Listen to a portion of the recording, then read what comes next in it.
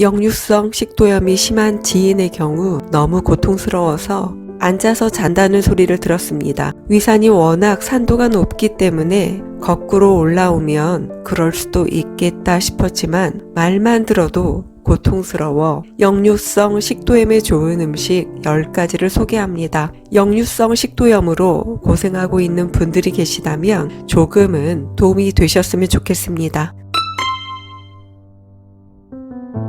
바나나는 대표적으로 역류성 식도염에 좋은 음식입니다. pH 5.6의 알칼리성 식품으로 위산을 중화하는 천연 제산제 역할을 하기 때문입니다. 평소 위산 역류가 자주 일어나거나 속쓰림이 심한 사람이 먹으면 좋다고 합니다. 특히 덜 익은 바나나보다는 푹 익어 껍질이 검게 변한 바나나를 먹어야 효과를 볼 수 있다고 합니다. 양배추 역시 역류성 식도염에 좋은 음식입니다. 양배추에 들어있는 비타민 U가 위장 점막을 강화하고 상처난 점막의 재생을 도우며 비타민 K는 출혈을 막는 지혈 효과가 있다고 합니다. 또한 풍부한 섬유질은 천연 소화제와 같은 역할을 해 음식이 역류되지 않고 빠르게 소화되도록 돕는다고 합니다. 단 양배추를 익히면 영양소가 손실되므로 되도록 생으로 먹는 것이 좋습니다.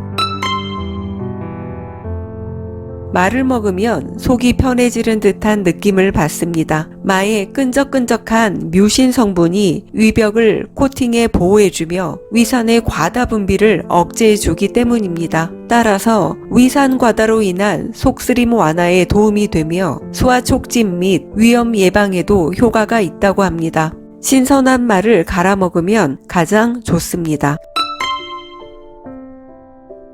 감자는 대표적인 알칼리 식품으로 위산을 억제하는 효과가 있어 역류성 식도염에 좋은 음식입니다. 갈아서 즙으로 마셔도 좋고 쪄서 먹어도 좋습니다. 단 감자 튀김처럼 기름을 이용해서 튀길 경우 오히려 위산 분비를 촉진하므로 피하는 것이 좋습니다.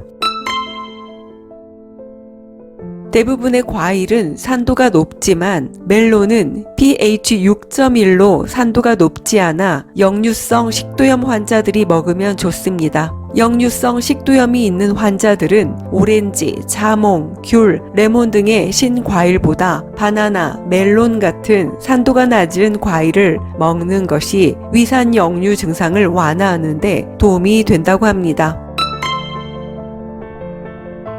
민들레는 위산을 중화시키는 효과가 탁월합니다. 뿐만 아니라 염증 완화에도 효과가 좋아 식도에 생긴 염증을 치료해주고 속쓰림이나 가슴 통증에도 효과가 있다고 합니다. 민들레즙을 꾸준히 먹으면 역류성 식도염뿐만 아니라 위염, 위궤양, 장염 등의 두루 효과가 있다고 하니 평소 위장이 약하신 분들은 한번 드셔보세요. 역류성 식도염 환자들은 소고기, 돼지고기와 같이 기름기 많은 붉은색 육류 섭취를 자제하는 것이 좋습니다. 기름진 음식들은 하부식도 관략근을 느슨하게 해 증상을 악화시킬 수 있기 때문입니다. 반면 달걀 흰자는 지방 함량이 낮고 산도가 낮으며 단백질 함량이 높아 식도의 염증을 완화하는 데 도움을 준다고 합니다. 단 달걀 노른자는 빼고 드시는 것이 좋습니다. 생강은 맵고 자극적이지만 적당량 섭취할 경우 오히려 역류성 식도염에 좋은 음식입니다. 즉 생강은 위산을 흡수하는 효과가 있어 위산 역류로 인한 속쓰림을 완화해 줍니다. 요리에 첨가해 먹어도 되고 생강차를 끓여 습관적으로 마셔도 증상 완화에 도움이 된다고 합니다. 귀리 역시 위산을 흡수하는 성질이 있어서 위산 역류를 억제합니다. 귀리로 밥을 지어 먹어도 좋고 귀리로 만든 시리얼을 먹어도 좋다고 합니다. 귀리는 포만감을 오래 지속시키므로 다이어트에도 효과가 좋으므로 복부 비만인 분들에게 특히 추천해드리는 음식입니다.